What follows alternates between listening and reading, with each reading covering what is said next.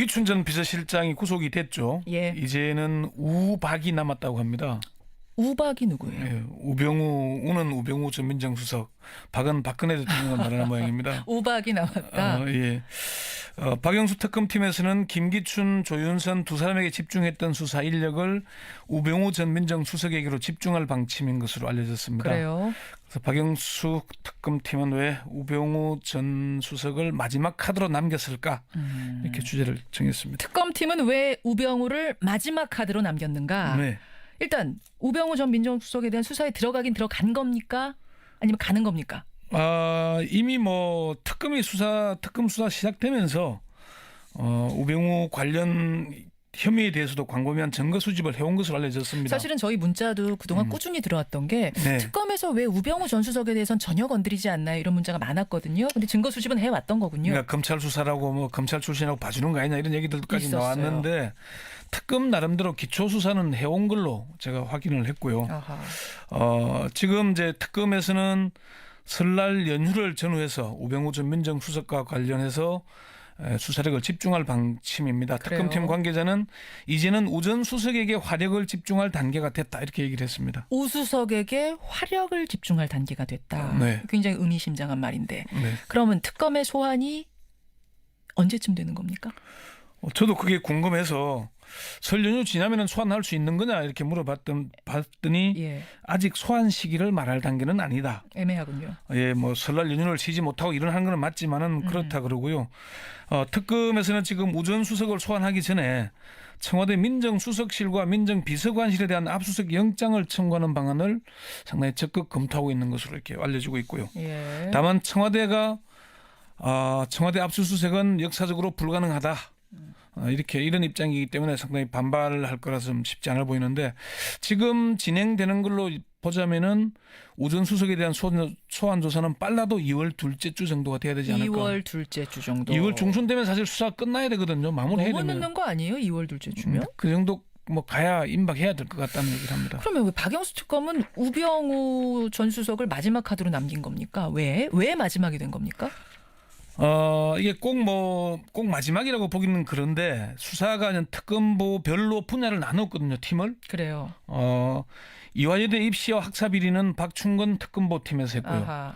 김기춘, 우병우는 이용복 특검보가 예. 삼성합병과 미르 K재단 설립 등 대기업 관련 수사는 양재식 특검보와 윤석열 수사팀장이 주로 맡고 있거든요. 특검보별로 팀을 나누어 수사하다 보니까 모든 의혹을 동시에 수사할 여력이 없습니다. 그러니까 지금 보니까 김기춘, 우병우를 한 팀에서 맡고 있기 때문에 네, 예. 지금 김기춘 수사할 때는 그 팀이 우병우 수사를 할 여력이 없는 거군요. 그렇죠. 아하. 그런 점이 있고요. 두 번째는 수사 난이도 문제인데 전현직 검사들에게 김기춘과 우병우 중 둘을 수사하면서 누구를 먼저 수사하겠냐 물었더니 예. 의견이 좀 엇갈리더라고요. 그래요? 예. 어떻게 해요? 검찰총장과 법무부 장관을 지낸 김 전 실장이 부담스럽다는 의견도 있고 아직도 검찰이나 청와대 국정원 등의 우병우 사단들이 건재하기 때문에 그렇죠. 우병우가 부담스럽다는 의견으로 깔렸습니다. 수사팀은 사실 처음에는 김기춘, 우병우를 동시에 겨냥해서 기초 수사를 진행했는데 예. 문체부에 대한 압수수색을 하면서 의외의 성과를 거둔 걸로 알려졌습니다. 그러니까 블랙리스트 수사가 먼저 된 이유는 문체부에서 뭔가가 나왔기 때문에 먼저. 그러니까 지금 문체부 직원들이 상당히 지탄을 많이 받는데 예. 실제 압수수색 과정에서는 문체부 직원들이 음으로 양으로 많이 도움을 줬다고 합니다. 그래요? 예. 직원들이 자발적으로 나서서 이것저것 증거들을 확보해 줬다고요? 그 결정적인 증거가 있었기 때문에 어. 김기춘, 조윤선 두 사람이 구속됐던 거죠. 그래요. 예. 그렇군요. 그래서 이제 조금 아무래도 좀 증거가 확보된 쪽 먼저 할 수밖에 없지 않겠습니까? 그렇게 되겠네요. 그래서 쉬운 쪽부터 먼저 하게 된 난이도 문제고 세 번째는 우병우 전 민정수석에 대한 수사가 아직은 덜 숙성됐다는 얘기입니다. 수사를 하는 검사들은 수사에도 때가 있다는 말을 종종 하는데 예. 뭔가 중요한 단서를 잡았더라도 수사에 착수하는 타이밍이 중요하다는 얘기거든요. 타이밍 때. 예. 그래서 특검 주변에서는 우병우 전 민정수석에 대한 결정적인 단서를 잡은 게 아니냐 그런 얘기들이 나오는데 이제는 때가 됐다. 결정적 단서가 나왔다. 그래서 이런 얘기가 나와요. 그 결정적인 단서가 개인 비리인지 아니면은 그동안 거론됐던 의혹과 관련된 것인지에 대해서는 특검팀에서 확인을 해주지 않았습니다. 그래서 개인 직권 남용 부분에 대해서는 만만치 않지만 해볼만 하다고 얘기를 했고 예. 개인 비리도 있느냐는 질문에는 수사 대상이 한정돼 있어서 어려움이 있지만 가능성이 없는 건 아니다 이렇게 얘기를 하더라고요. 그 대답은 그럼 개인적인 비리에 대해서도 단서가 뭐가 있다는 걸로도 해석할 수 있네요. 가능성이 없는 건 아니다는 말은 뭔가 있다는 느낌이고요. 화력을 집중할 때가 있다는 것도 뭔가 있다는 걸로 받아들여지거든요. 그러게요. 그 검찰의 한 중견 간부는 그 정도 반응이면은 뭔가 있는 것 같다 이렇게 얘기를 했고요. 예. 특검에서는 우 전 수석의 개인적인 비리 의혹에 대해 상당히 많은 제보를 받은 것으로 알려지고 있습니다.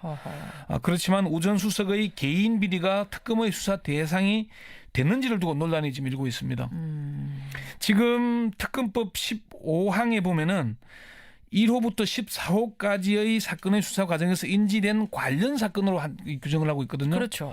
인지된 사건이 아니고 인지된 관련 사건이기 때문에 예.